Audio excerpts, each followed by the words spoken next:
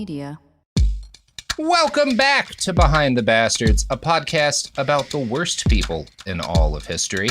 And with us today, someone who, as far as I am aware, is not one of the worst people in all of history. Ed Helms. Ed, have you ever committed a crime? Lots. Okay, well. I expected the opposite answer. But I've only murdered jerks. Oh, okay. Well, yeah. Then you're fine. Fine. I feel like I'm on the right side of. I still have like moral. Yeah, if you're just killing bad people, like who's got a problem with that? Jerks. Right. Yeah. Jerks. Yeah. No, jerks. no, not bad jerks. people. Jerks. Just jerks. No, it's like we were talking about earlier. You can't have a black and white like murder's always bad because like what if somebody's a jerk? Just wondering, can I send you a list of names for no apparent reason? As long as they're jerks. Yep. Mm-hmm. Yep. Okay. This is great info to have.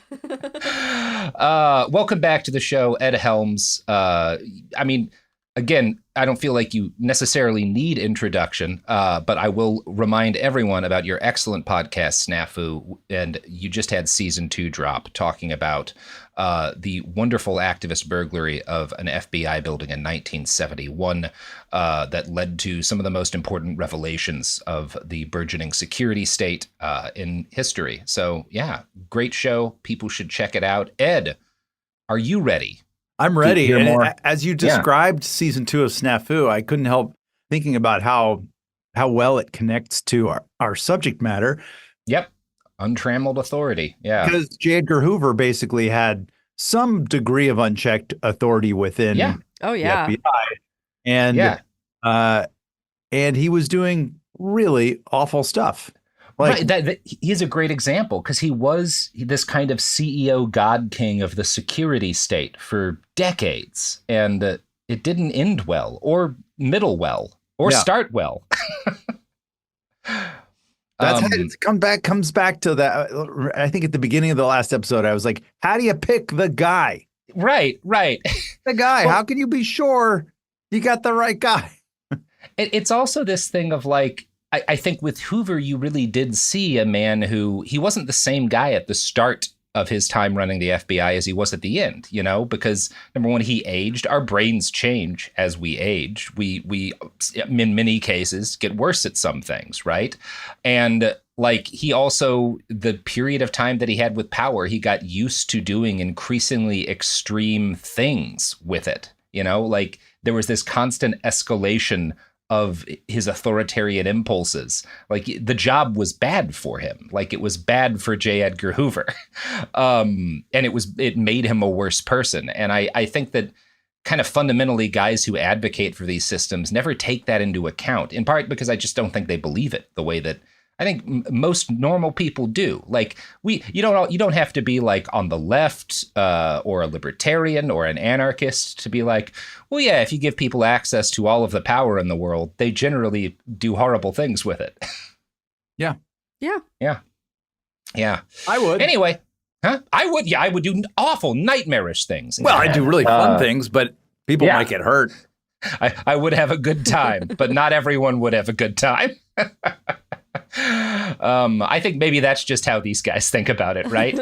So I'm going to be the one having a good time.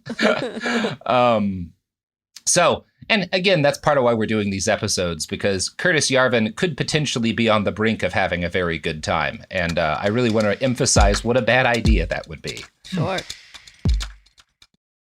This is an iHeart podcast. Guaranteed human. Hi, listeners. I'm Anna Sinfield, the host of the Girlfriend Spotlight, and I've got some great interviews coming your way. I'm also excited to tell you that you can now get access to all episodes of season 1, 2, 3, and 4 of The Girlfriends, and every single episode of the Girlfriend Spotlight 100% ad-free, and 1 week early through the iHeart True Crime Plus subscription, available exclusively on Apple Podcasts. Plus, you'll get access to other chart-topping true crime shows you love, like Betrayal, Paper Ghosts, Piketon Massacre, The Brothers Ortiz, What Happened in Nashville, Hell and Gone, The Godmother, and more. So don't wait. Head to Apple Podcasts, search for iHeart True Crime Plus, and subscribe today. This is Ryder Strong, and I have a new podcast called The Red Weather. In 1995, my neighbor, Anna Trainer, disappeared from a commune. It was nature and trees and praying and drugs.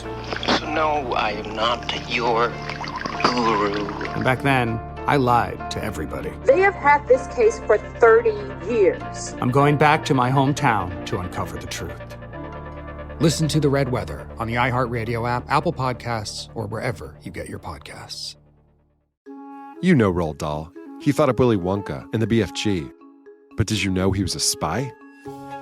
In the new podcast, The Secret World of Roald Dahl, I'll tell you that story and much, much more. What? You probably won't believe it either.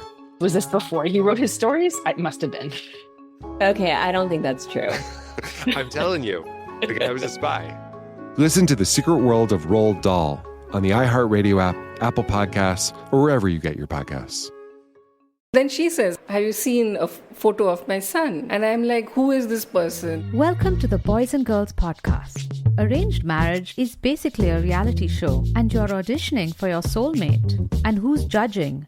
Only your entire family. I sacrificed myself to this ancient tradition, hoping to find love the right way. And instead, I found chaos, comedy, and a lot of cringe. Listen to Boys and Girls on the iHeartRadio app, Apple Podcasts, or wherever you get your podcasts.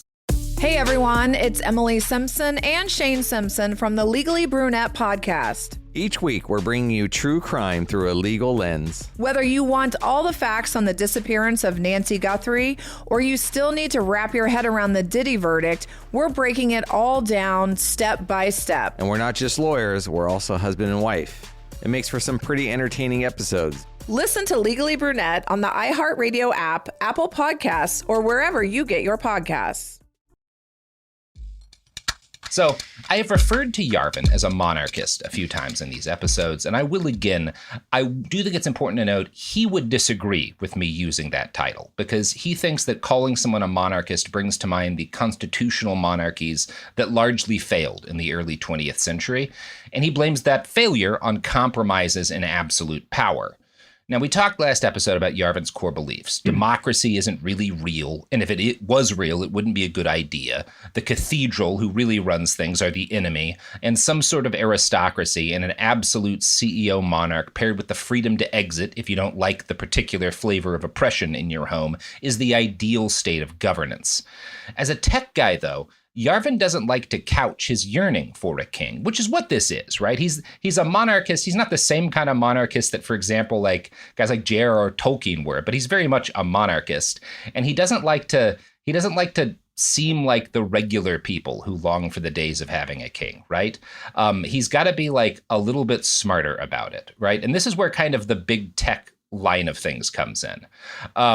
And his argument, he starts making this, in the early period of like the Web 2.0 tech boom. You get smartphones, you get like apps like Twitter and YouTube and Facebook.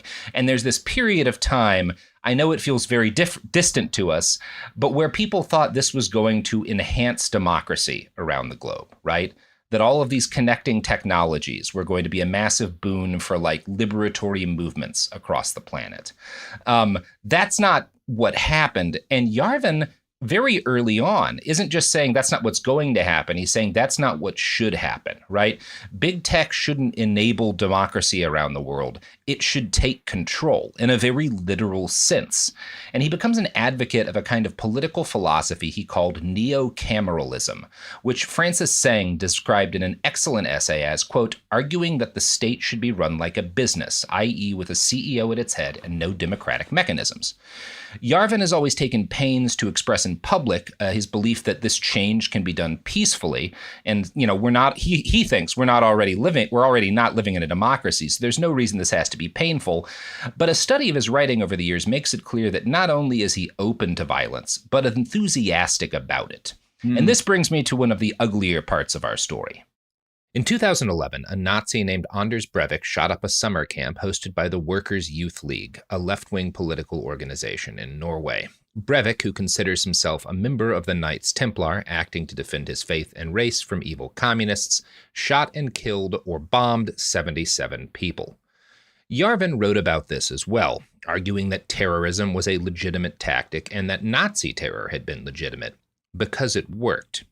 For The Baffler, Corey Payne summarizes, quote, Breivik's killing spree, which targeted young Norwegian leftists, was illegitimate because it was insufficient to free Norway from Euro-communism. After all, he only killed 77 people. We can note the only thing he didn't screw up. At least he shot communists, not Muslims. He gored the Matador and not the Cape. Yarvin wrote on July 23, 2011, one day after the terror in Oslo. So that is... I mean, we've gone now from a guy who is just sort of like preaching his idiosyncratic political system to a guy who is being like, he didn't kill enough kids for it to matter, right? Like this is, you know, it's important to lean into the fact that like, this is not just a guy whose politics would lead to bad directions. This is a pretty vile person. Where is he writing this? On his blog, Unqualified Reservations. Which is just publicly available blog? Yeah. Yeah. He's not like in the dark recesses of 4chan. No. This is a publicly available blog. Now it's very popular with a certain subset of the world. And he's writing under a pseudonym. So people don't know his real name in 2011, right? Now the pseudonym could mean that there's some measure of trolling going on, but there's no kind of like winky irony. I mean, this is some of the most, if it's remotely humorous in attempt, it is some of the most like wretched, awful, and heart-wrenching failed attempt humor. But if again, like, there's no version in which, using a pseudonym, he's being like, I can't even think of. No. This is very much not him fucking around. Like, this is because I mean, you can tell for a degree, like talking about grinding up people for biodiesel. I've seen some articles where people mistake that for a serious position. If you read it in context, he's clearly like joking, right? Oh. Like it's thrown out as a joke. This essay is him talking about like why the Breivik attack was bad, and it's bad not because he killed all those people, but because it's not big enough to destroy the left, right? Like that's very much the take that he has on this, which is not really, he's not being satirical. He's not that, you know, it would be good to be satirical about this, but that's not really what he's doing. And this kind of stuff, like part of why people don't catch on to this more often about Yarvin when they write about him for like mainstream news sources is that he writes so much. Like to catch this stuff, like I wouldn't have caught all of this stuff if I had just been I wouldn't have had time to read all of his archive. Thankfully, guys like Corey Pine did a lot of that work. And so people have been collecting kind of like the worst hits of Curtis Yarvin for a while now. But it's not immediately easy for people to do. And it gets missed by the people who aren't really like big fans of his a lot of the time, right? Because there's just so much there. And he writes, he's got kind of logorrhea, right? Diarrhea of the mouth a bit. He's very wordy. So around the same time as he's writing his articles about the Utoya shooting, Yarvin is also pushing an acronym out in his writing to the people who have like built this kind of like political circle around him, which is kind of liberally sprinkled with Peter Thiel dollars. And the acronym that he starts pushing is RAGE, which means Retire All Government Employees. And this is a term that he's come to for like this policy plan that he starts pushing among the young conservatives following him, that we need to get a president who is our kind of guy in office and have him forcibly retire the entire like professional cast of the government and replace them with our people, with people who think, and that's how we shift 2025. Yes, exactly. That is, and this is something he is pushing in the early aughts, right? Wow. Like, yes. And to be honest, a lot of Project 2025 is people cribbing from Yarvin. And it's because it's people who were influenced by him or influenced by people who were influenced by him, right? But a lot of this intellectually starts with him, you know? Obviously, he's not the only guy thinking about stuff like this, but he's putting it out in a form that is like a cohesive ideology.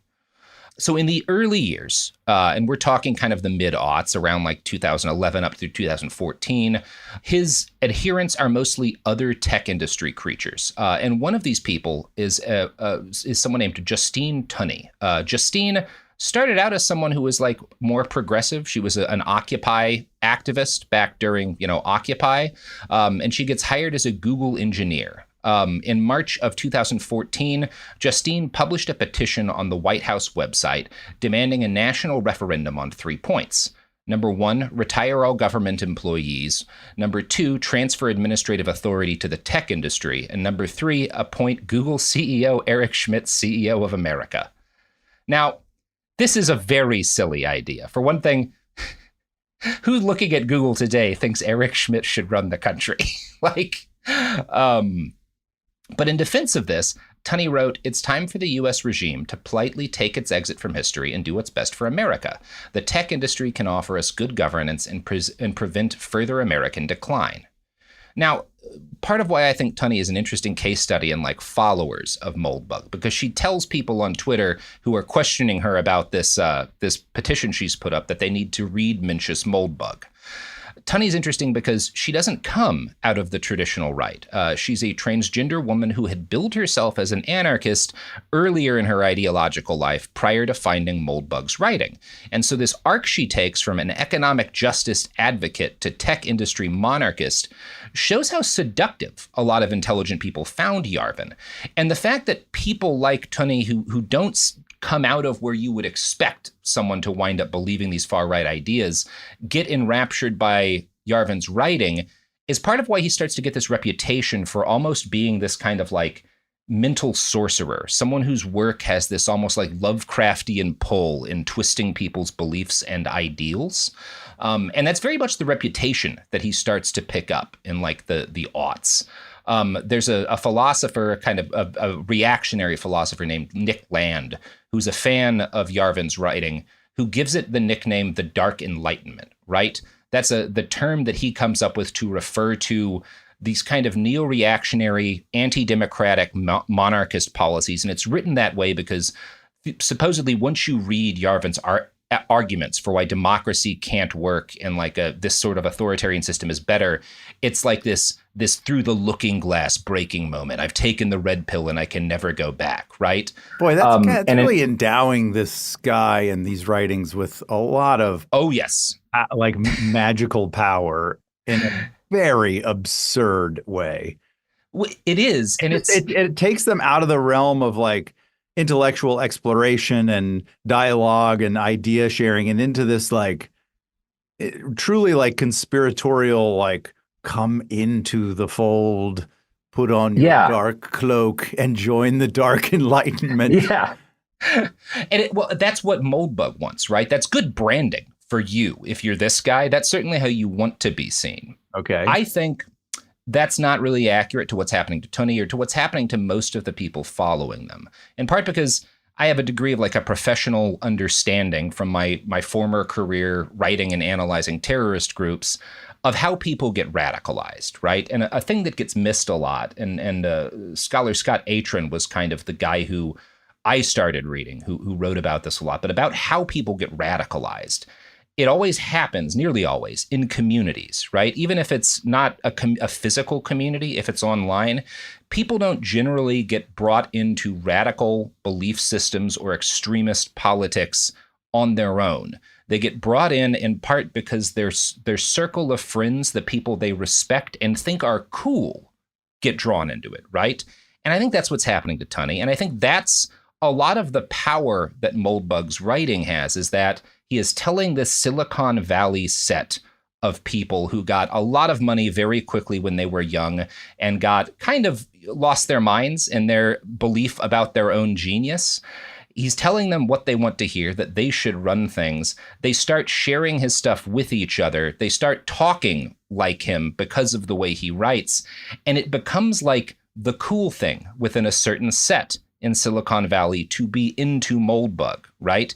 And that's a lot of the appeal, right? It's not that his writing has some sort of like magical mind warping effect.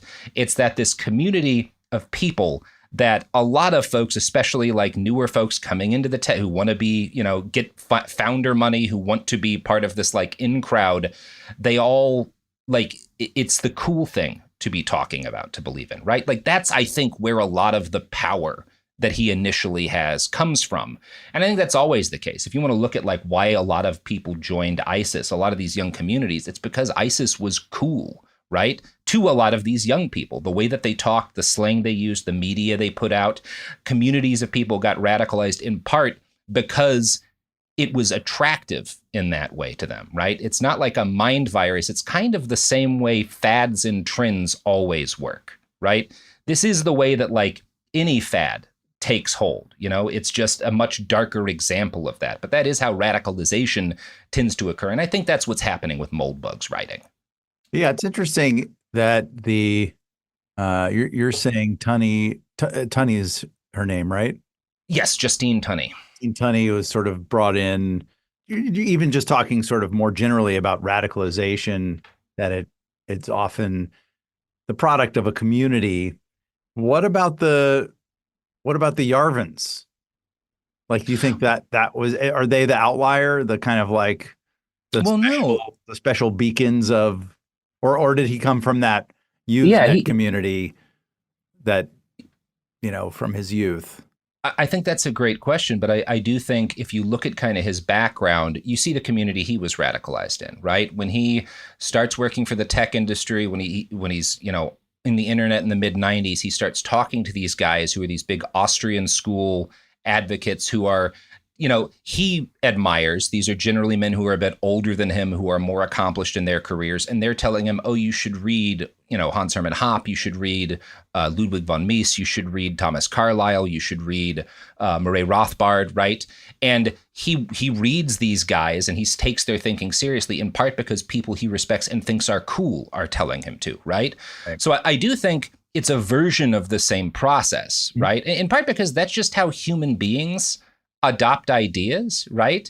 Like if you're, I know people who are like evangelical Christians, right? And there's a couple of different attitudes towards how you should evangelize, but the one that people I think are generally of goodwill have is that like, well, if you're a really good and admirable person, people will be interested in like what you believe. And that's the best way to proselytize, right? By just actually like being kind of rad.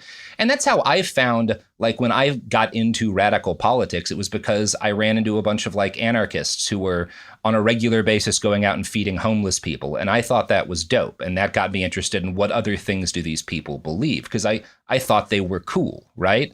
Like that is how, I think it's just like mostly how people work, right? But it's in the interest of a guy like Yarvin to make it feel like his writing has this like Lovecraftian power to enrapture and warp minds. Anyway, cool people.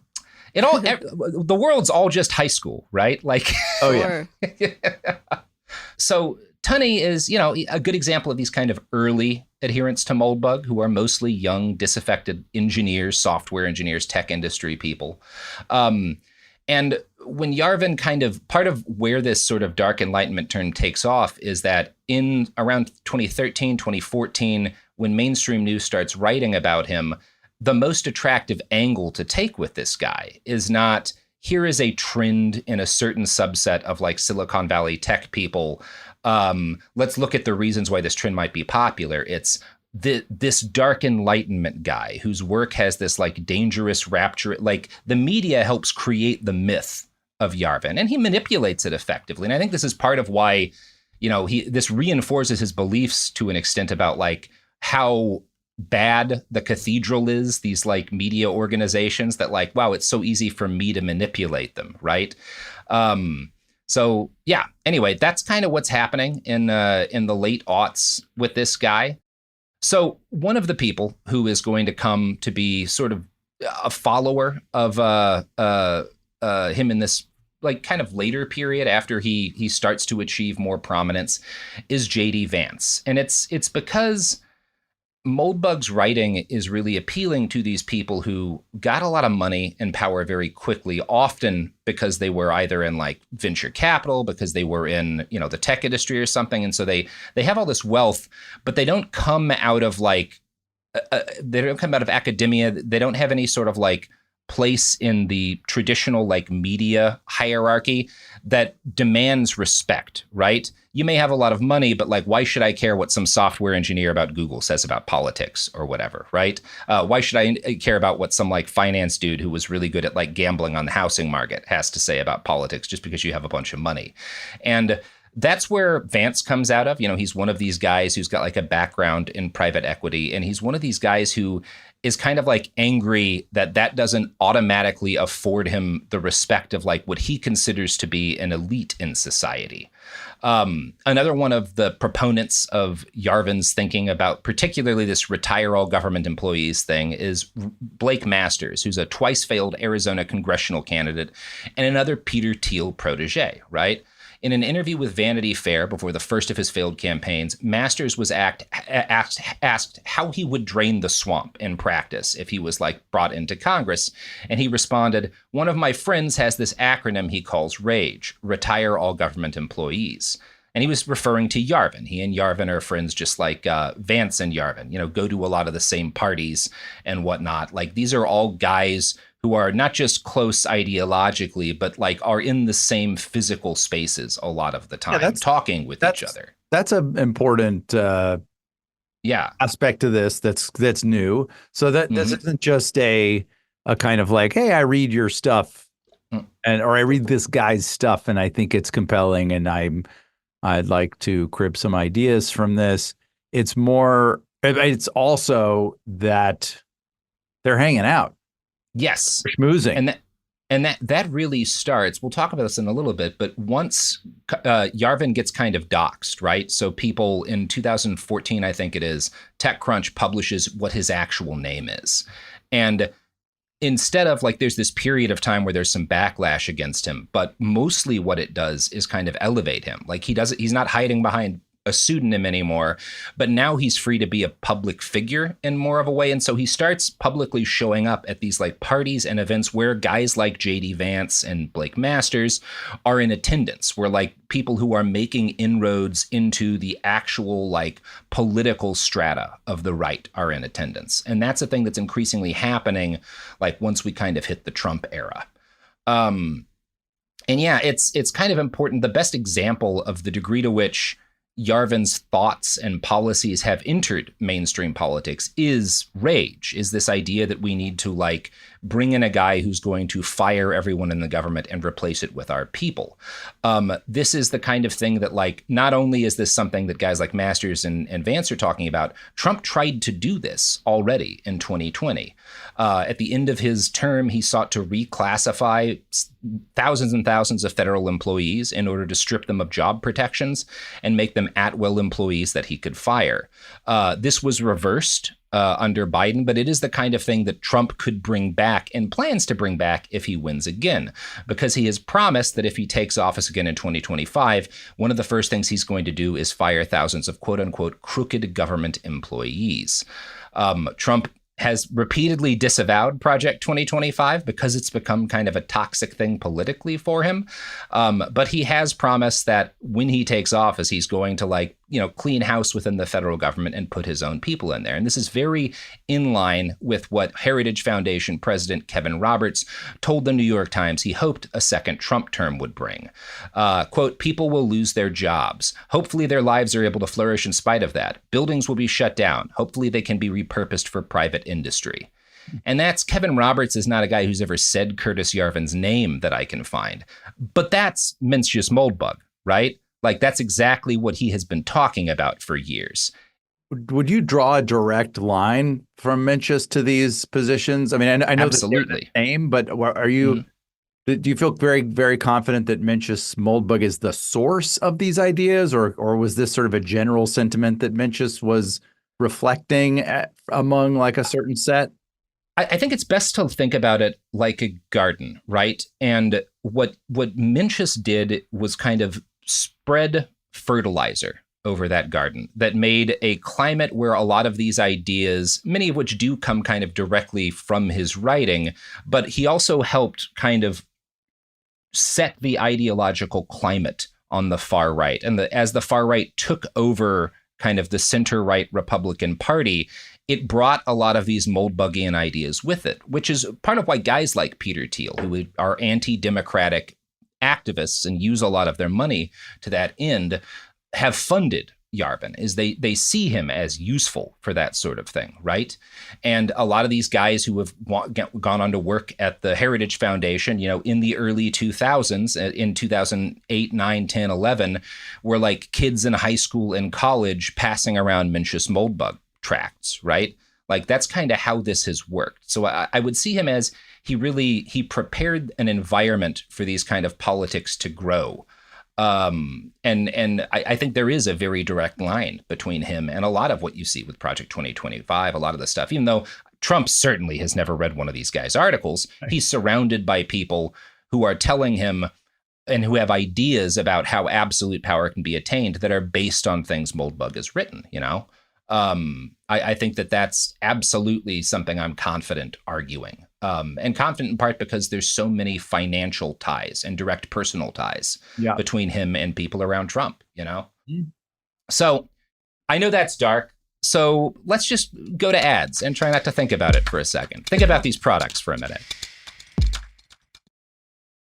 Almost 30 years together, 4 kids, and some of reality TV's most unforgettable moments, we know a thing or two about living life out loud. We're taking you behind the scenes in our new podcast, Between Us, with me, Heather Dubrow. And me, Terry Dubrow. Between Us isn't about perfect lighting or curated Instagram grids. It's the unfiltered, behind-closed-doors conversations you wish you could eavesdrop on. Equal parts smart, funny, and a little bit scandalous. Every week, Heather will bring you an unapologetic take on the headlines, the trends, and the cultural moments everyone's texting about. And Terry will deliver insider beauty, health, and wellness insights you won't find on TikTok. Together, we'll tell the stories, spill the secrets, and share the hacks that keep life, marriage, and everything in between feeling fresh and fun. We may live in a gated community, but there's zero gatekeeping here.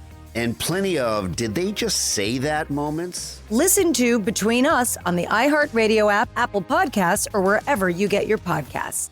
Segregation in the day, integration at night. When segregation was the law, one mysterious Black club owner had his own rules. We didn't worry about what went on outside. It was like stepping in another world. Inside Charlie's Place, Black and white people danced together. But not everyone was happy about it.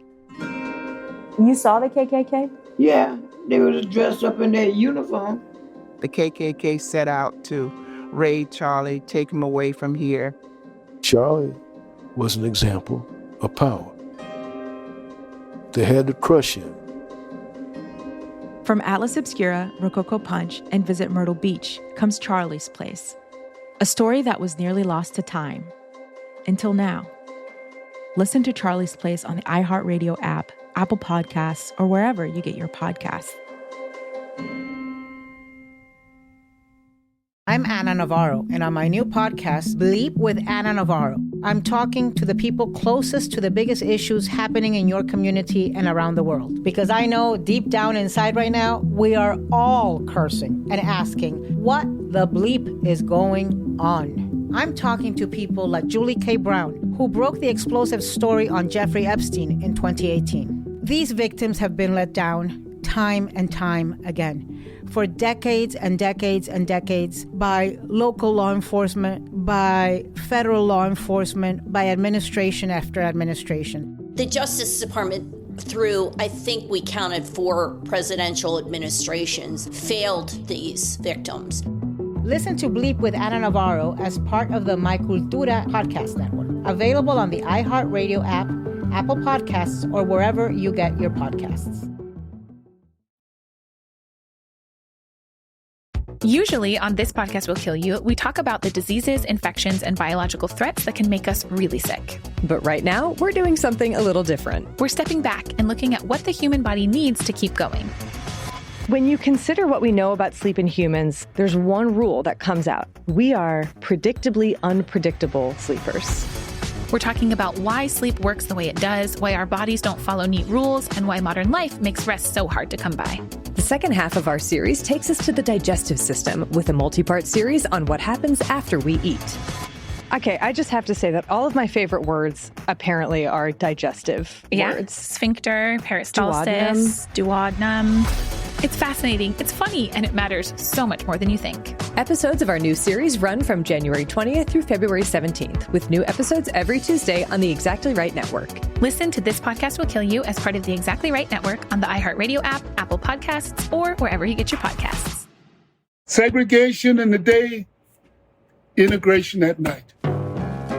When segregation was the law, one mysterious Black club owner had his own rules. We didn't worry about what went on outside. It was like stepping in another world. Inside Charlie's place, Black and white people danced together. But not everyone was happy about it. You saw the KKK? Yeah, they was dressed up in their uniform. The KKK set out to raid Charlie, take him away from here. Charlie was an example of power. They had to crush him. From Atlas Obscura, Rococo Punch, and Visit Myrtle Beach comes Charlie's Place, a story that was nearly lost to time. Until now. Listen to Charlie's Place on the iHeartRadio app, Apple Podcasts, or wherever you get your podcasts.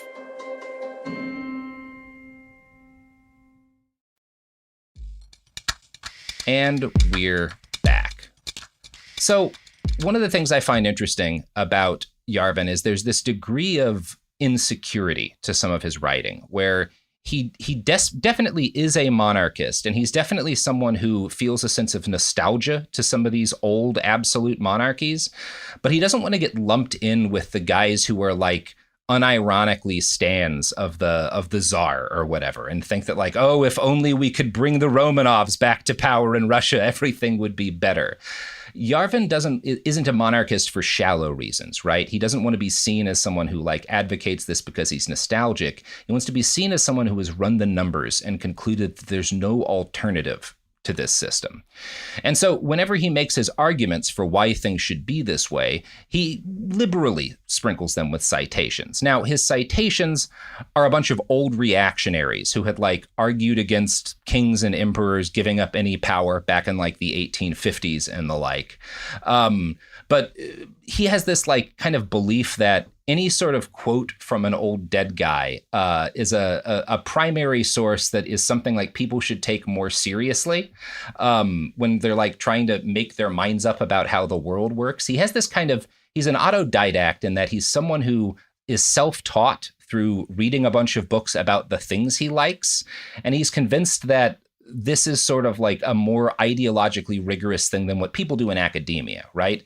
And kind of the key thing in academia is that if you have ideas or theories, or if you're making arguments, you have to expose them to other people and debate and have them like torn down. And, you know, that's like a key part of the way the academic process works. He's only ever existed inside his own head. And so you get stuff like this 2008 blog post titled An Open Letter to Open-Minded Progressives, where he writes this about primary sources. The neat thing about primary sources is that often it only takes one to prove your point. If you find the theory of relativity mentioned in ancient Greek documents, and you know the documents are authentic, you know that the ancient Greeks discovered relativity. How? Why? It doesn't matter. Your understanding of ancient Greece needs to include Greek relativity. Now, that's a non sequitur, because like if you were to find an ancient Greek write about the theory of relativity, that alone wouldn't necessarily alter your understanding of ancient Greece, because there's a lot of other questions, like, did anyone else come across this writing at the time? Was this idea disseminated? Was it adopted on any kind of scale into the dominant theoretical models of the time? Or was it one crank's weird belief that he laid out in an old letter to a friend, right? The fact that you might find something that sounds like an argument about relativity in an ancient Greek document doesn't necessarily change your understanding of ancient Greece in a meaningful way, right? The fact that you could cite that primary source wouldn't be enough to say the ancient Greeks had an understanding of relativity, because you don't know that it wasn't just one guy who was viewed widely as a crank, right? And a good example of this kind of thing from real world history, because he's just making up fake history there, because again, there's not really a good argument to be made. But I will make an interesting argument, and it's about something called the Aeoliophile, which was an ancient steam engine that was first described by Hero of Alexandria in the 1st century AD. It was actually technically a steam turbine, but it was a precursor to a steam engine that existed in ancient Rome, right? Now, that's a cool bit of history, but does that mean that the Romans had steam engines and the ability to make trains? No, because this was only ever used as like a party trick. Like a couple of prototypes were made, and they were like made to impress people at like gatherings for rich people. No one ever did anything with it. So the fact that technically there was the knowledge to make a steam engine in ancient Rome doesn't change your understanding of ancient Rome, because they still didn't have steam power, right? Yeah, it's like, I don't know. It's like somebody showing off their Aston Martin. Like, right. Not everybody had Aston Martins or has Aston. Yeah. Some rich guy is like, check it out. Yeah. And then you were to say that, like, well, this meant that the Aston Martin was the car of the 21st century. Right. And like, no, like a couple hundred people had them or whatever. You know, I would say that he has a point that depending on the assertion by a primary source, sure, it can have like pretty powerful value in an historical context.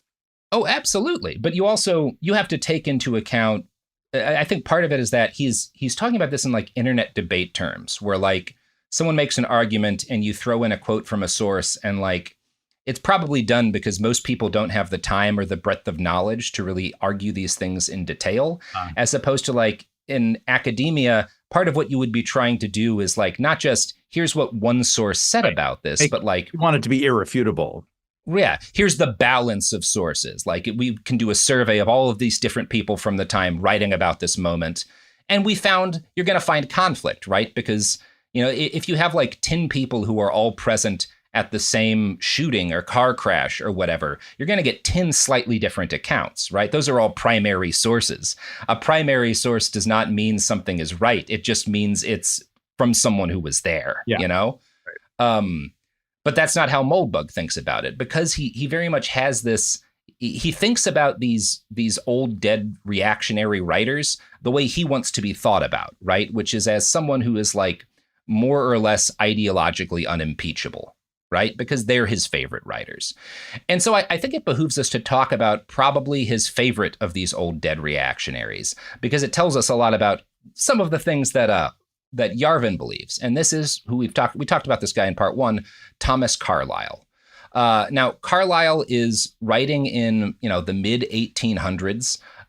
He's a Scottish writer who, one of the things he wrote about, he was an early writer kind of talking about the plight of the working class under industrialization.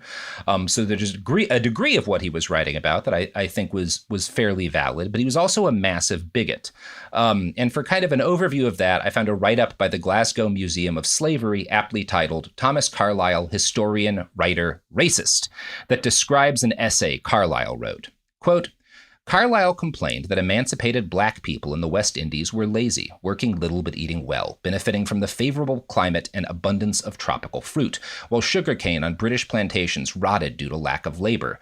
In the context of recession and unemployment back in Britain and the potato famines in Ireland, this was an emotive accusation. It was also blatantly untrue, according to figures produced by the Anti-Slavery Society in 1847 to 49, which showed that sugar production had in fact gone up.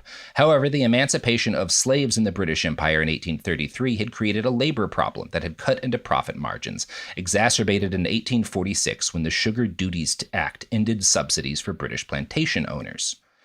And this is the kind of thing, because, the Glasgow Museum of Slavery is trying to view things from an academic and an accurate standpoint. They're able to look at what Carlyle said and what he said that was like demonstrably not just racist, but like we can argue completely factually wrong about like the economics of the system that he was arguing in favor of. Moldbug can't really engage in a lot of these criticisms of Carlyle, because the whole reason Carlyle was wrong was that plantation owners, this natural aristocracy, were lazy, corrupt, and incompetent, and that flies in the face of Yarvin's belief system. So instead, when Curtis Yarvin writes an essay on Thomas Carlyle, he writes that slavery is, quote, a natural human relationship, like that of patron and client, and enthuses that Carlyle is the one writer in English whose name can be uttered with Shakespeare's. Like this guy whose big claim to fame is his essay on why slavery is good and natural is just as brilliant a thinker as William Shakespeare. Like, again, want an idea of kind of how vile this guy is. How well was it written? I mean, it's okay. Was it in iambic? Yeah, it's definitely not an iambic pentameter. It's not even in dactylic hexameter, Like, come on. Can we back up for 1 second? Was there anything said in this open letter to open-minded progressives that would change a progressive's mind? Or like, what was the gist? What was the log line of that? Because you got into a quote but I was just fascinated by this open letter. Yeah, it's largely a series of art. It's largely trying to convince people that these sort of ideas of democracy and human progress that are kind of inherent to the progressive tradition, right? Of this like gradual march of progress in terms of like pushing for more rights and more justice in society is kind of fundamentally fallacious and flawed, right? That like none of this actually works, right? That it only creates new tyrannies. That's his argument. It's this whole you advocating for your own rights is really you restricting my rights, you know? Like that's kind of the gist of the argument that he's making there. Wow, that's in 14 chapters. Everything he says takes too long. Also, slavery is cool. Yeah. Slavery is a natural relationship, right?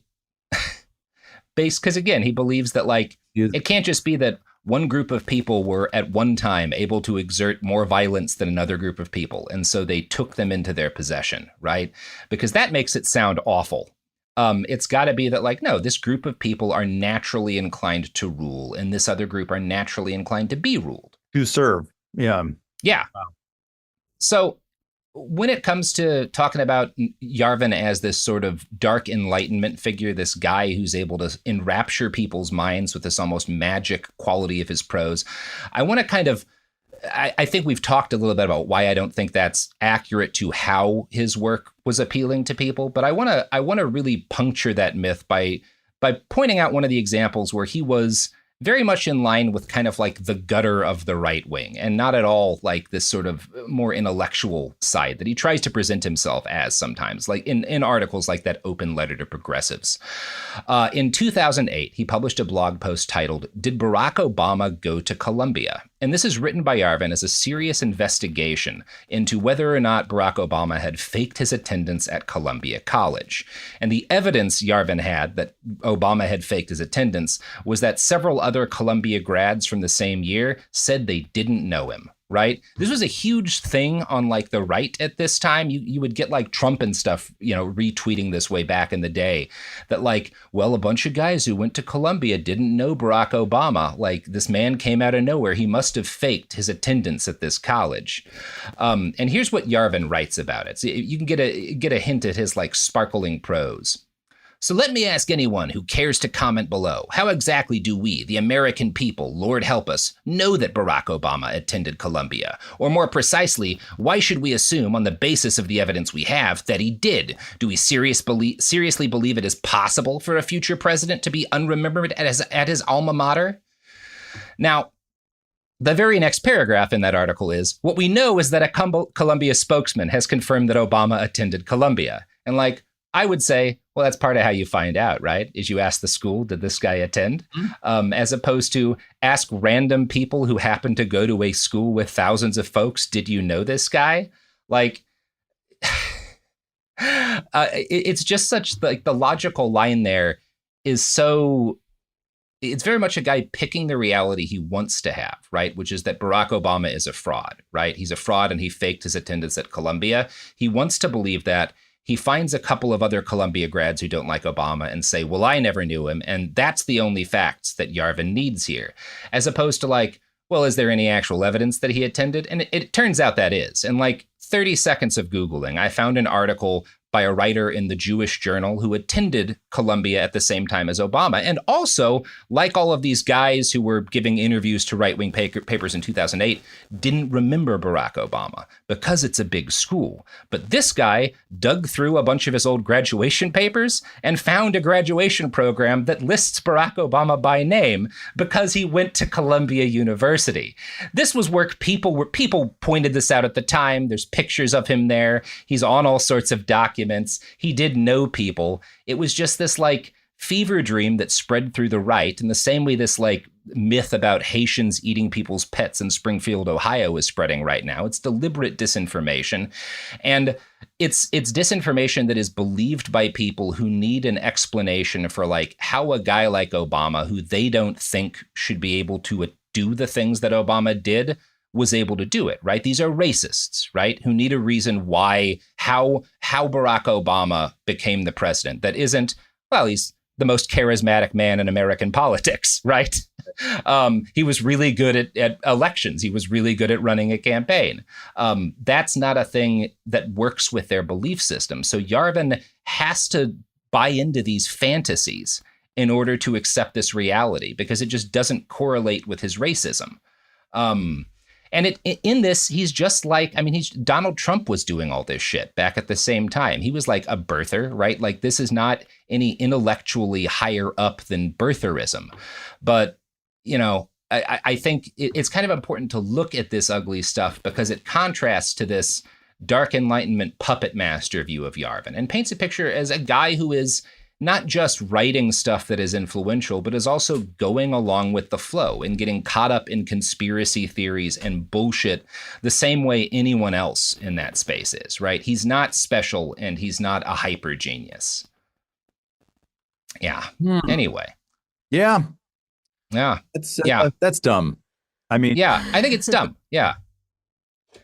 I think people don't catch it because his articles are always, he like throws in Latin quotes and like references and quotes from like these old, you know, he's got a great backlog of like witticisms by different historical thinkers. I would describe his writing style as like if Frasier were written by a fascist, right? Like that's how Curtis Yarvin writes. But it very much is kind of just to paper over the fact that he's the same kind of blowhard as like Rush Limbaugh, right? How does this comport with the right's sort of fetishization of the Constitution? Well, I'll be clear. Yarvin does not fetishize the Constitution. I think he views it, I think, as pretty clearly a misstep, right? Because it hands all of this power over to groups that should not, like, or at least he believes, I think if you were to go back, he would argue that like the basic ideas behind a lot of the founders, which is that we should have this republic that is governed by elites, this like natural elite aristocracy. Like Jefferson believed in this kind of natural aristocracy of intelligent white men, right? That is pretty close to what Moldbug believes about the world. But obviously, as the franchise was extended to larger and larger chunks of people, as slavery was ended, as we've repeatedly had these movements towards social justice and towards bringing more people in to being able to have a voice in the system, the fact that that was allowable at all was a terrible flaw in the Constitution as written, right? The fact that it included the potential for democratic change was kind of its fundamental fatal failure. Yeah. I mean, I don't know the nature of Yarvin's relationship or friendship or whatever you want to call it with JD Vance. But it's safe to say, I think a lot of people on the right would agree that Yarvin is taking some seriously un-American views here, espousing some very un-American views. Un-American just meaning like, oh yeah.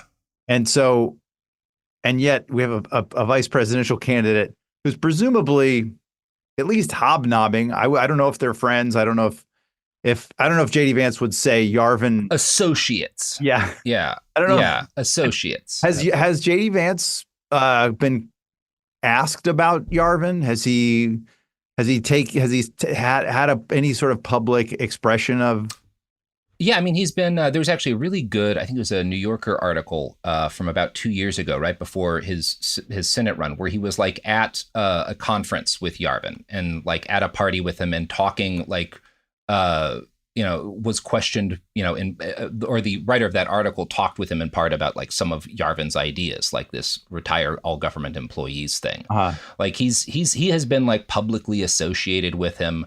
I think the kind of one of the more interesting points is that like Yarvin spent the 2016 election at Peter Thiel's house, like watching the returns. Like he's gotten increasingly sort of like publicly plugged into this set of people who have direct connections with power brokers on the right.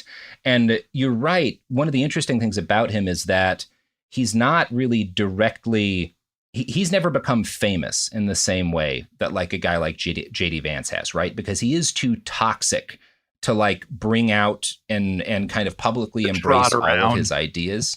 Yes. But you will get people who will talk about stuff like, Blake Masters and JD Vance are comfortable talking about rage, right?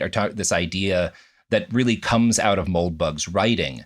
And so he remains kind of toxic enough that you don't want to bring him out too publicly, but he's also popular enough that part of like how you signal to other people who are on this chunk of the right that like you're one of them is you kind of signpost that you believe a lot of the same things that he believes, right? And you show up at the same events, at the same kind of like, conferences and whatnot where he gives speeches. These are kind of like, you can see it's not very hard to draw the connections between these people, but Yarvin's not a face man, right? He's never going to run for office. And you certainly don't want him like arguing about like his neo-monarchist views on Fox News, right? That's still a little bit too extreme. But if you say, we need a strong executive leader who's going to run the country like a CEO and fire all of these unelected bureaucrats and replace them with like people who are going to fight for quote unquote liberty, right? And we need to punish all of our political opponents. We need to like lock up members of the lying news media. Now, all of these are things that you will get a lot of buy-in on the Trumpist right? This is all stuff that Trump himself talks about a lot. And it's the kind of thing people wonder, how have we gone so far down this road seemingly so quickly? And it's because it didn't all start with Donald Trump, right? People were kind of tilling the ideological soil for years before that point. And like one of those guys is Curtis Yarvin. And he's one of the most influential ones of those guys. Has Yarvin taken a position on Trump publicly? I mean, yeah, he understands like there's a degree of like toxicity to his endorsement.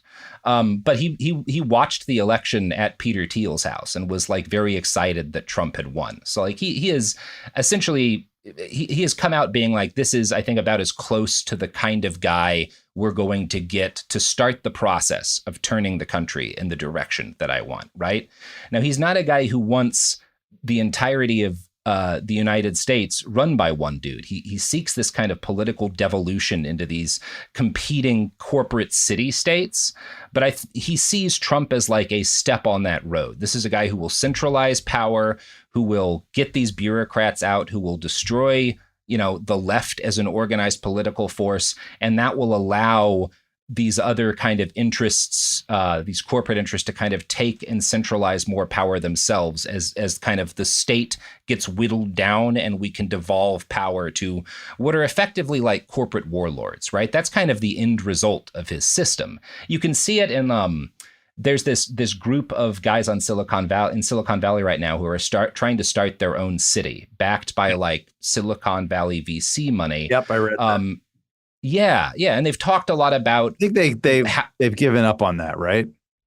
No. That is still very much an effort being made. And there's been like efforts to kind of take over local San Francisco politics, and there's a lot of Moldbug associated guys in that as well. Like one of the lead figures there is a big fan of his writing, who has been kind of pushing this idea as, again, a step on the road to these corporate controlled city states, right? This is obviously like part of the process of devolving any kind of accountable state power into the control of what are effectively like CEO kings, right? And yeah, that's kind of where we're going here. So we all get to be Twitters. Yeah, everything gets to be run like Twitter. Isn't that exciting? We get to live in a Twitter. Yeah, don't you want to live in Twitter? No. I wish I could just be a tweet that lived in Twitter exclusively. Yeah. It seems like such a nice place. Speaking of nice places, our sponsors, they'll create a nice little place for your ears to live for like 3 minutes, however long an ad break is. Almost 30 years together, 4 kids, and some of reality TV's most unforgettable moments. we know a thing or two about living life out loud. We're taking you behind the scenes in our new podcast, Between Us, with me, Heather Dubrow. And me, Terry Dubrow. Between Us isn't about perfect lighting or curated Instagram grids. It's the unfiltered, behind closed doors conversations you wish you could eavesdrop on. Equal parts smart, funny, and a little bit scandalous. Every week, Heather will bring you an unapologetic take on the headlines, the trends, and the cultural moments everyone's texting about. And Terry will deliver insider beauty, health, and wellness insights you won't find on TikTok. Together, we'll tell the stories, spill the secrets, and share the hacks that keep life, marriage, and everything in between feeling fresh and fun. We may live in a gated community, but there's zero gatekeeping here. And plenty of did they just say that moments? Listen to Between Us on the iHeartRadio app, Apple Podcasts, or wherever you get your podcasts. Segregation in the day, integration at night. When segregation was the law, one mysterious black club owner had his own rules. We didn't worry about what went on outside. It was like stepping in another world. Inside Charlie's place, black and white people danced together. But not everyone was happy about it. You saw the KKK? Yeah, they was dressed up in their uniform. The KKK set out to raid Charlie, take him away from here. Charlie was an example of power. They had to crush him. From Atlas Obscura, Rococo Punch, and Visit Myrtle Beach comes Charlie's Place, a story that was nearly lost to time. Until now. Listen to Charlie's Place on the iHeartRadio app, Apple Podcasts, or wherever you get your podcasts. I'm Anna Navarro, and on my new podcast, Bleep with Anna Navarro, I'm talking to the people closest to the biggest issues happening in your community and around the world. Because I know deep down inside right now, we are all cursing and asking, what the bleep is going on? I'm talking to people like Julie K. Brown, who broke the explosive story on Jeffrey Epstein in 2018. These victims have been let down time and time again for decades and decades and decades by local law enforcement, by federal law enforcement, by administration after administration. The Justice Department, through, I think we counted 4 presidential administrations, failed these victims. Listen to Bleep with Anna Navarro as part of the My Cultura podcast network, available on the iHeartRadio app, Apple Podcasts, or wherever you get your podcasts. Usually on This Podcast Will Kill You, we talk about the diseases, infections, and biological threats that can make us really sick. But right now, we're doing something a little different. We're stepping back and looking at what the human body needs to keep going. When you consider what we know about sleep in humans, there's one rule that comes out. We are predictably unpredictable sleepers. We're talking about why sleep works the way it does, why our bodies don't follow neat rules, and why modern life makes rest so hard to come by. The second half of our series takes us to the digestive system with a multi-part series on what happens after we eat. Okay, I just have to say that all of my favorite words apparently are digestive words. Sphincter, peristalsis, duodenum. It's fascinating, it's funny, and it matters so much more than you think. Episodes of our new series run from January 20th through February 17th, with new episodes every Tuesday on the Exactly Right Network. Listen to This Podcast Will Kill You as part of the Exactly Right Network on the iHeartRadio app, Apple Podcasts, or wherever you get your podcasts. Segregation in the day, integration at night. When segregation was the law, one mysterious black club owner had his own rules. We didn't worry about what went on outside. It was like stepping in another world. Inside Charlie's Place, black and white people danced together. But not everyone was happy about it.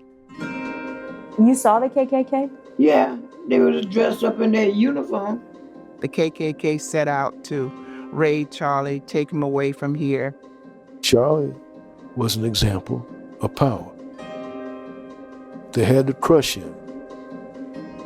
From Atlas Obscura, Rococo Punch, and Visit Myrtle Beach comes Charlie's Place, a story that was nearly lost to time. Until now. Listen to Charlie's Place on the iHeartRadio app, Apple Podcasts, or wherever you get your podcasts.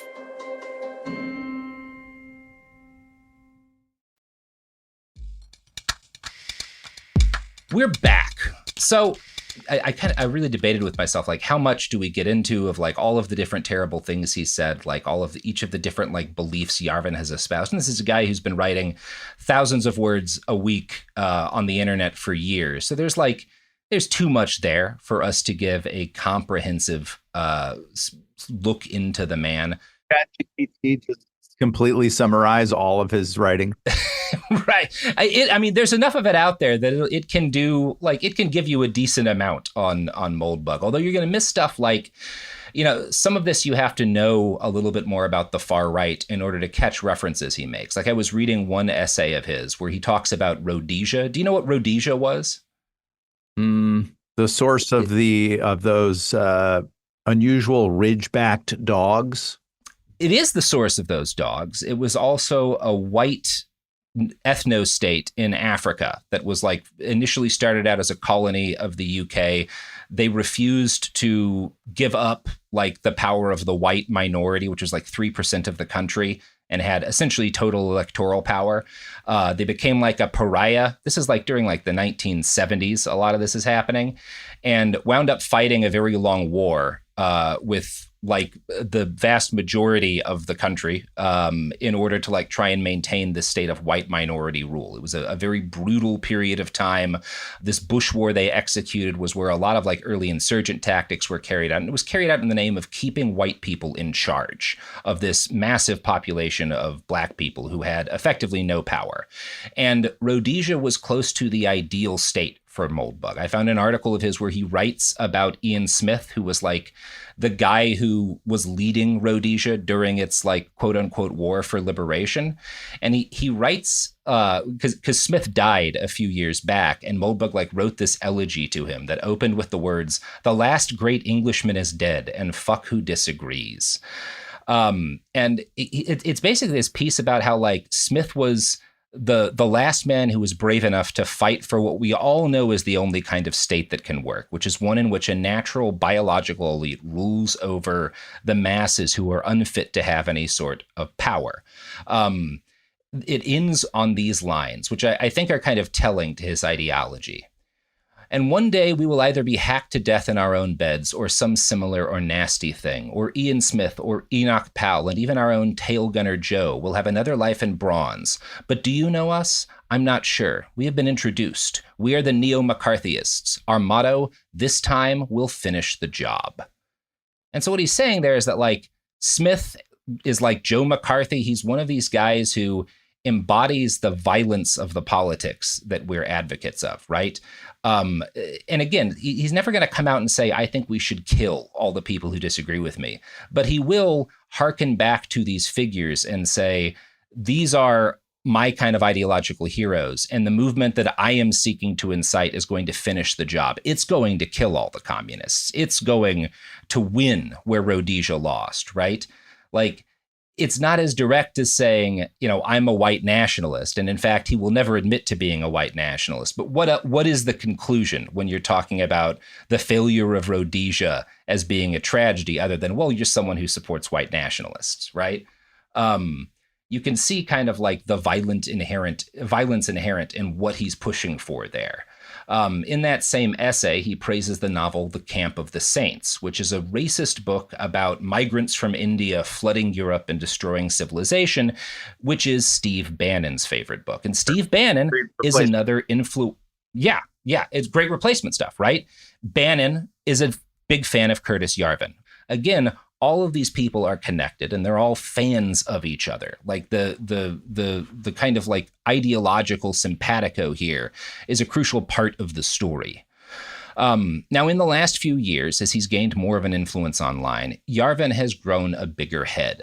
He started referring to himself as the Sith Lord of the modern anti-democratic right, because he is a big nerd. He's the guy who brought the term red pill into right-wing politics, like taking it from the Matrix. Yeah, that's cool, huh? So he's the source of that. Yeah. And he's, it's interesting because like, obviously The Matrix was a movie written by two trans women and not at all about right-wing politics, right? The Matrix is sort of a great allegory for his beliefs. I do think it is an allegory for his beliefs and like the violence and oppression that they necessitate. Right. I think he tends to take it as like realizing that democracy is fake and that like all of these social justice movements are inherently like evil, flawed attempts to like destroy the natural aristocracy. Like that's the Matrix, right? Is, you know, people who don't look like him being able to vote, which is much shallower. Yeah. The violence inherent in these systems that you're referring to, it does seem to, and I hate to armchair psychoanalyze anybody, and I'm not equipped to do that. So this is more of a just sort of. We always say we hate it, but we always do a little bit of it. Well, we can't help it, right? Yeah. But no, this is just sort of a pontification. But does it feel to you, because it does to me a little bit, like to really take these positions seriously and advocate for these things is in its own way a kind of enjoyment of violence or and in that way almost like a psychopathy, like violence is wonderful. Yeah. Is there anything to be found in Yarvin's writings that laments that violence is or subjugation or the suffering of any humans is an unfortunate side effect of these systems, but necessary? Or is it just sort of like, no, that's just an awesome part of it? It's more like, number one, I think a big thing that he tries to do is minimize the degree to which that's necessary. But when it does come up, it is this very full-throated embrace of like, well, they're communists, you know, like this is what we have to do. Like the terrorism of the Nazis was great because it worked, right?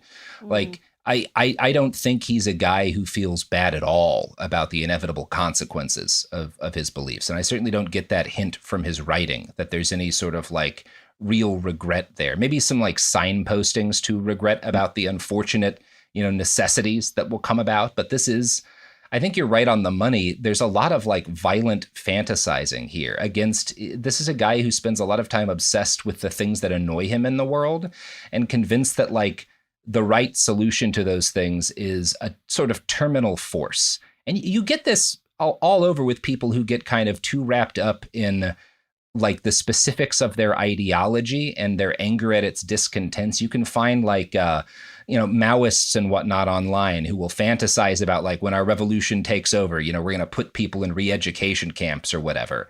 It's a necessary byproduct of not having enough empathy and spending too much time alone in a room obsessing over how right you are, right? Is anything that kind of inherently conflicts with that, as the world in all of its complexity will always do, should be solved by the most violence I can bring to bear, right? And that's why we need to capture the presidency. The most certain solution, which is... Yeah. And I mean, that's why their big goal is the presidency, right? Because the way they see it, and certainly the way the Supreme Court has set it up, getting the presidency gives you access to the greatest store of violence that has ever existed in human history, right? Like that is what the president has access to, right? People don't like to talk about it that way, but there's no other real way to view it potentially. And if you see the president as someone who should have no guardrails, and this is very much what we're going to advocate for, is a president that has no restrictions on his power, then what you're looking at is a guy who has the ability to use the most violence ever concentrated in cleansing the world of the people who make it not fit this schema that I've cooked up in my head that I find very attractive. Yeah. It's good stuff. So if you're looking for writing on, Yarvin to this day, if you're looking at like what people have come to call the strain of thought that he helped ignite, the term you'll come across the most is neo-reactionary or NRX, right? This is kind of how you'll see it written about a lot in like blogs by Bay Area techies. And this term started to be used more in like 2013, 2014, I think it is when it really took off. You had some sort of writing by people like Clint Finley at TechCrunch in 2013 that noted that you were seeing a lot of this thought take off among influential people in big tech. Finley wrote, PayPal Founder Peter Thiel has voiced similar ideas, and Pat Dickinson, the former CTO of Business Insider, say he's been influenced by neo-reactionary thought. It may be a small minority worldview, but it's one that I think shines some light on the psyche of contemporary tech culture. Now, it was through TechCrunch in 2014 that Mencius Moldbug was first revealed to be computer scientist Curtis Yarvin. And it was revealed that Yarvin was working at a startup funded by Peter Thiel's money called Tlon. Now, Tlon was the name comes from a short story, like a sci-fi short story written by a fellow named Borges in 1940. And one summary of the story I found from Francis Tsang writes that it, quote, describes a secret society, Orbis Tertius, that architects an entirely new world, Tlon, by establishing an encyclopedia describing it. Over time, bits of this fictional world begin to emerge in the real world, consuming it. And this is kind of how Moldbug thinks of his writing, right? I am writing the future into being by theorizing it, right? That's why like this company is named after it. That's why he finds that story so influential. The kind of process of this is called hyperstition. It's this process of like taking ideas that exist only in people's heads in fiction and like forcing them into the real world. It's one of those premises that seems silly until suddenly a guy who might be the vice president starts ranting about how childless women are psychopaths and we need to fire the government so Donald Trump can remake it in his own image. This is all very like silly seeming until it isn't. And kind of the scariest thing about Yarvin is that he has, to an extent, been successful in like writing a different world into being. Like he has had more influence in this than you want to believe. Kind of the tipping point for Yarvin's influence in culture and for that kind of politics starting to take over the right was 2014. And it happened appropriately enough on the internet with something called Gamergate. There we are. I was wondering how long it would take for Yiannopoulos to show up.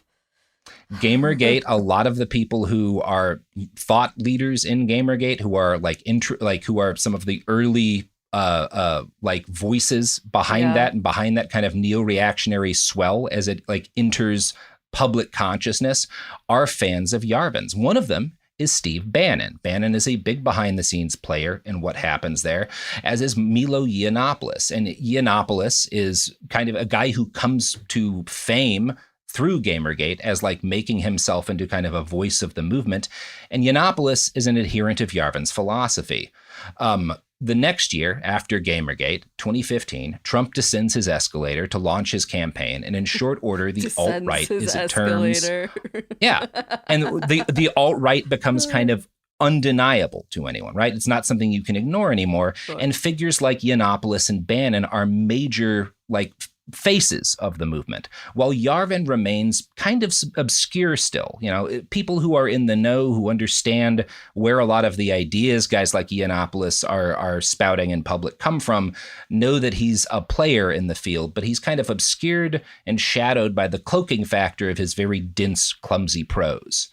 Corey Pine at The Baffler is probably the first guy to cohesively suggest that Yarvin's relationship to Peter Thiel and to the folks around him were part of a wider movement towards anti-democratic change.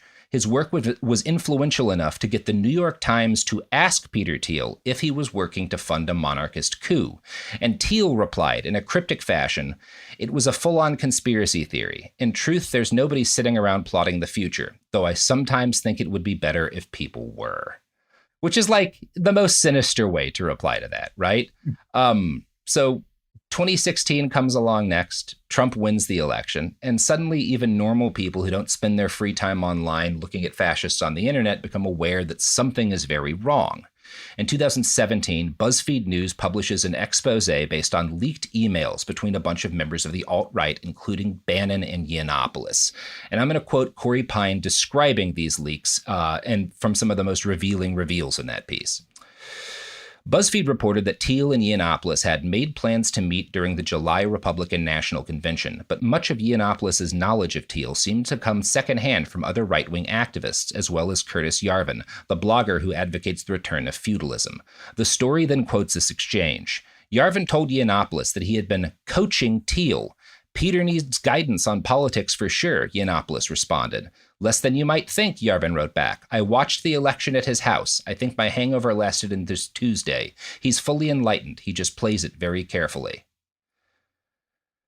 And, you know, if you're looking for direct connections, it's something that we only really have because of, leaks like that. But these are not like conspiracy theory connections that we have to draw between people. Like, we have texts between these guys talking about how they're trying to convince moneyed interests of their plans to like end democracy in the United States. And they've been doing it for a while. And that's most of what I've got to say about Curtis Yarvin. Now, I would be doing you a disservice if I didn't end this by talking at least for a little bit about the other side of his professional life, because while he's been writing all of this fascist theorizing and whatnot, he has a career as a software developer and a project that represents like his political dreams, Urbit. Now, Urbit is like on paper, it's supposed to be basically a peer-to-peer social networking tool like Mastodon that allows individual users more control over their information in digital life. And when he talks about Urbit, Yarvin talks about it as like, this is me building in software a representation of my ideal form of government, right? And he frames it as like something that gives you control over your own life and data, not some central company like Twitter that like can be corrupt and used to bad ends. And that's complete bullshit, right? The reality is that Urbit is backed by Peter Thiel money, and it is an attempt to effectively like build a different kind of social networking infrastructure for the internet that Curtis Yarvin has complete control over, right? Now, the good news is it hasn't actually like taken off. This company is largely a failure. It's generally agreed to be pretty badly coded. I found a pretty good analysis of it by Francis Tseng, who runs a website called Distributed Web of Care, who points out that like, while Yarvin tries to frame this as like Mastodon, as like, well, you keep control of your data, you're in charge of your digital life, not some company.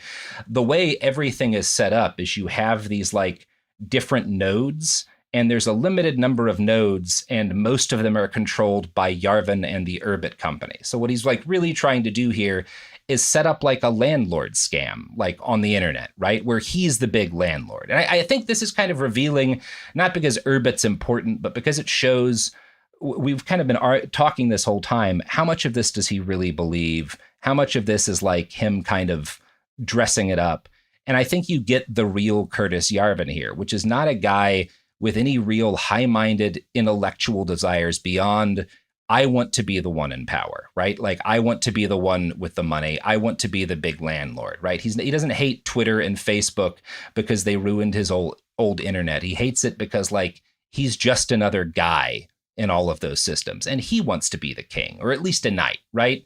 I think that's kind of like the note to end on, is pointing out like underneath it all, and underneath all of the like dressing up and intellectualism that he puts on, this is just a guy who's angry that he's not currently the one with all the power, right? And that's really what it's all about. Whoa. Yeah. Sorry. Here's what I've learned. Yeah. I'm not a fan. Yeah. That's good to hear. That's good to hear. But I do want to read up more and really get a sense of his tone and maybe I'd love to hear him speak and get a better sense of his persona and kind of what that. Oh, yes. He's on many podcasts. How does a Bannon reconcile someone openly advocating for the basically just the burning of the Constitution with also being a leader for just like Republican ascendancy? Like, how do you reconcile those things? I'm so confused by that. Unless it's is it a, do you think it's a, like, if we were to say JD Vance gets to be president one day, do you think it's a bait and switch? Are they like, is it really a, is that Peter Thiel's game to sort of bait and switch the Americans into like, just get him into office and then we're going to make him a dictator? Or is it is it a thing where someone like a J.D. Vance, who's participating in American democracy as a candidate, is really sort of like, I like some of these ideas. I like the CEO approach to a presidency, but like I still believe in the Constitution. I still believe that democracy is our bedrock. I don't think, for one thing, just based on a lot of stuff that Vance has said on some of these far right podcasts, I don't believe he believes that democracy is our bedrock. I think a lot of ways these guys will couch it is that saying like, well, I believe in a republic, right? And kind of what they're hearkening back to is this very classical idea that, well, only like property owning men should be able to vote, right? Like, there should be some voting, but like not. The franchise should certainly be, and this is something Vance has embraced when he's talked about how like people without children shouldn't have the same degree of electoral say, right? You should have men. If you're the head of a family, you should get to vote, have more votes that basically account for how many kids you have, and probably for your wife too, right?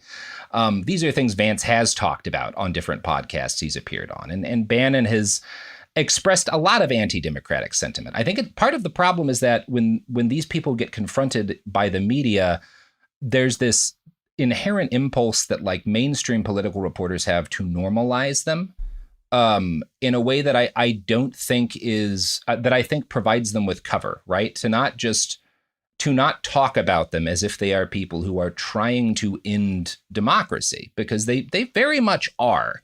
You know, that's not the norm within like people who vote for the Republican Party. But when we are talking about guys like J.D. Vance and Steve Bannon and Steve Miller, Trump's former associate, like all of these guys, that is the norm among these people. And part of how they see Trump as useful and potentially Vance is useful is not that they're going to get us to this end system that Yarvin theorizes. And when they take Yarvin's ideas, I don't think most of them want exactly the same kind of system that he does, because he's kind of a kook, and right, his system is unworkable, and none of them really want to devolve. Most of them don't want to devolve power, right? A guy like Thiel may want to devolve some powers so that he can run, effectively his own little city state where he gets to make all of the rules.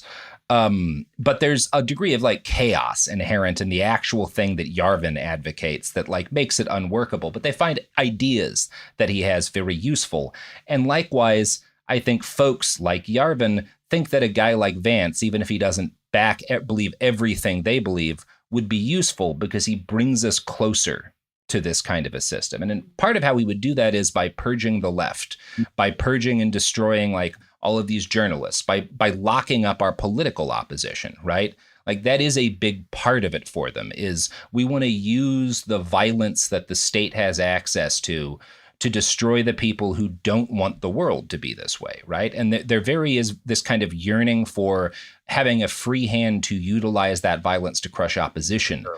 That is key to, that's what binds all these two guys together. Like, as you've stated, and I think this is an important point, it's not like Steve Bannon like believes to the letter in all of the crazy shit that Yarvin writes about, right? It's not like J.D. Vance is like sleeping with a bunch of printouts of unqualified reservations under his bed. There's some ideas they find useful. They like the way he messages. They think it's like, especially like rage. They think that's good messaging for this thing that we want to do. But they're all kind of tied together by, we want supreme executive power so that we can wield violence against our enemies, right? And that's where they're all simpatico, right? And that's, I think, kind of the most important takeaway here is not all of these people have been enraptured by Curtis Yarvin and are like thought zombies to his beliefs. They find some of his ideas useful. And likewise, he and the people who follow him, like they're all in agreement about one thing, and it's who they want to hurt. Yeah.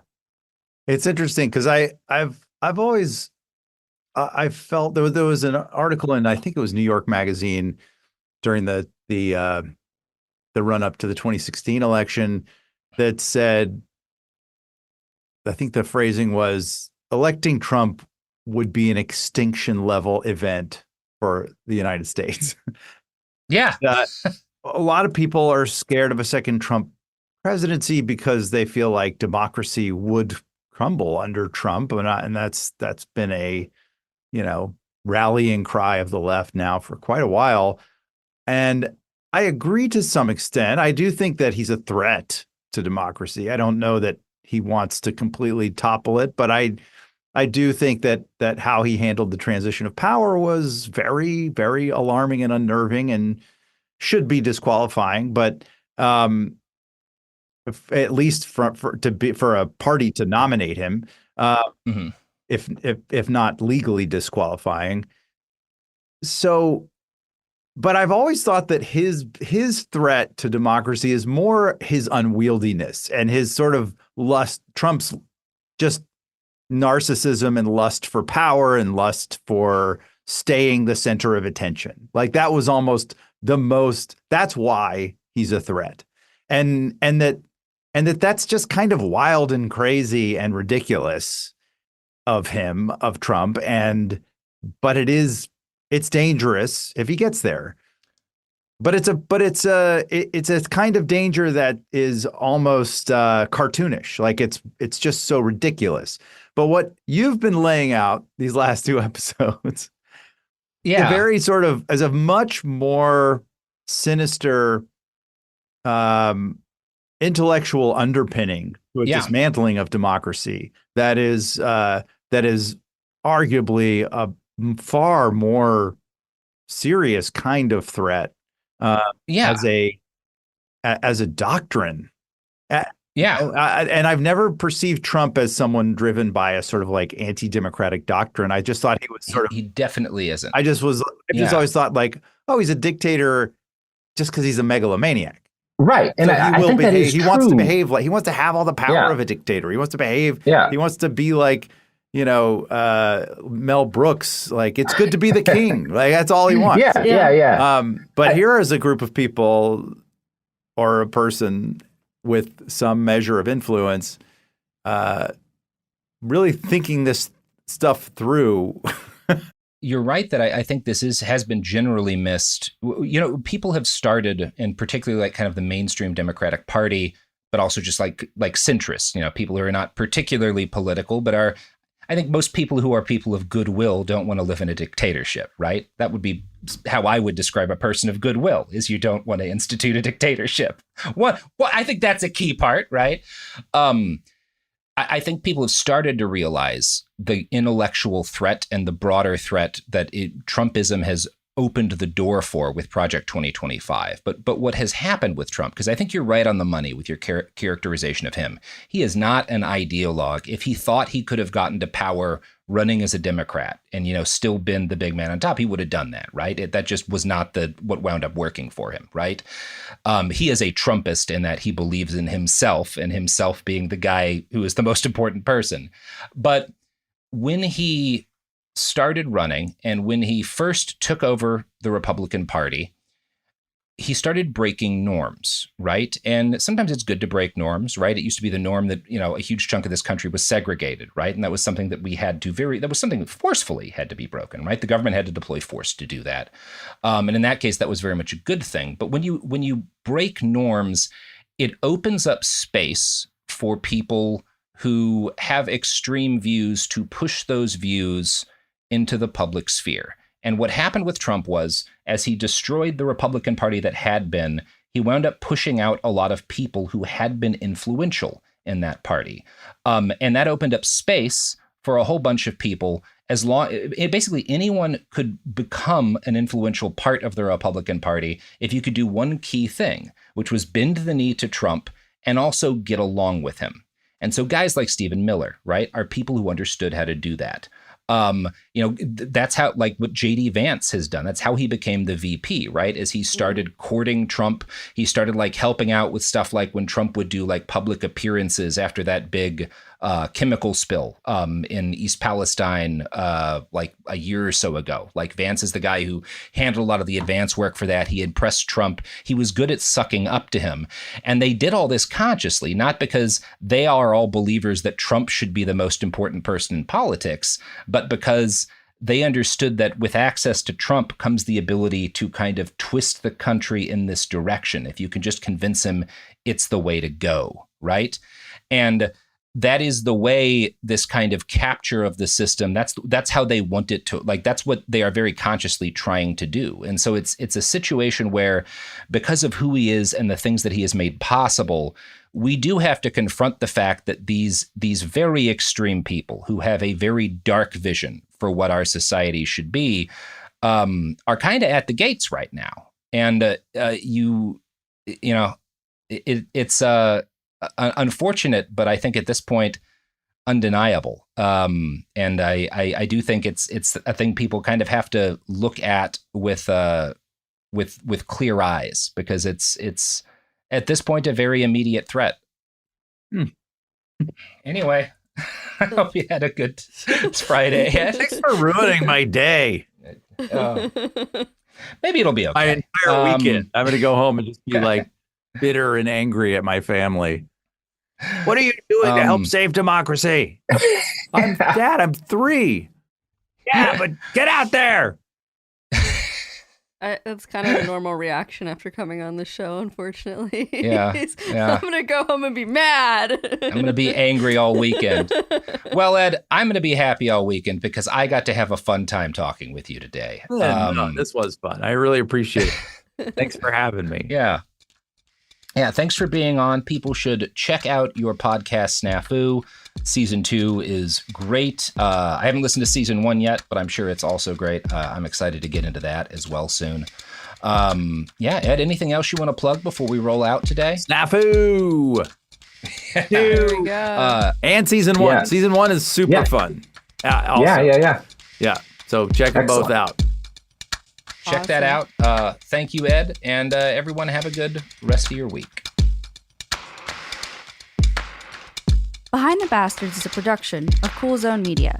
For more from Cool Zone Media, visit our website, coolzonemedia.com, or check us out on the iHeartRadio app, Apple Podcasts, or wherever you get your podcasts. Hi, listeners. I'm Anna Sinfield, the host of the Girlfriend Spotlight, and I've got some great interviews coming your way. I'm also excited to tell you that you can now get access to all episodes of season 1, 2, 3, and 4 of The Girlfriends, and every single episode of The Girlfriend Spotlight 100% ad-free, and 1 week early through the iHeart True Crime Plus subscription, available exclusively on Apple Podcasts. Plus, you'll get access to other chart-topping true crime shows you love, like Betrayal, Paper Ghosts, Piketon Massacre, The Brothers Ortiz, What Happened in Nashville, Hell and Gone, The Godmother, and more. So don't wait. Head to Apple Podcasts, search for iHeart True Crime Plus, and subscribe today. This is Ryder Strong, and I have a new podcast called The Red Weather. In 1995, my neighbor, Anna Trainer, disappeared from a commune. It was nature and trees and praying and drugs. So no, I am not your guru. And back then, I lied to everybody. They have had this case for 30 years. I'm going back to my hometown to uncover the truth. Listen to The Red Weather on the iHeartRadio app, Apple Podcasts, or wherever you get your podcasts. You know Roald Dahl. He thought up Willy Wonka and the BFG. But did you know he was a spy? In the new podcast, The Secret World of Roald Dahl, I'll tell you that story and much, much more. What? You probably won't believe it either. Was this before he wrote his stories? It must have been. Okay, I don't think that's true. I'm telling you, the guy was a spy. Listen to The Secret World of Roald Dahl on the iHeartRadio app, Apple Podcasts, or wherever you get your podcasts. Then she says, have you seen a photo of my son? And I'm like, who is this person? Welcome to the Boys and Girls Podcast. Arranged marriage is basically a reality show, and you're auditioning for your soulmate. And who's judging? Only your entire family. I sacrificed myself to this ancient tradition, hoping to find love the right way. And instead, I found chaos, comedy, and a lot of cringe. Listen to Boys and Girls on the iHeartRadio app, Apple Podcasts, or wherever you get your podcasts. Hey everyone, it's Emily Simpson and Shane Simpson from the Legally Brunette podcast. Each week, we're bringing you true crime through a legal lens. Whether you want all the facts on the disappearance of Nancy Guthrie, or you still need to wrap your head around the Diddy verdict, we're breaking it all down step by step. And we're not just lawyers, we're also husband and wife. It makes for some pretty entertaining episodes. Listen to Legally Brunette on the iHeartRadio app, Apple Podcasts, or wherever you get your podcasts. This is an iHeart podcast. Guaranteed Human.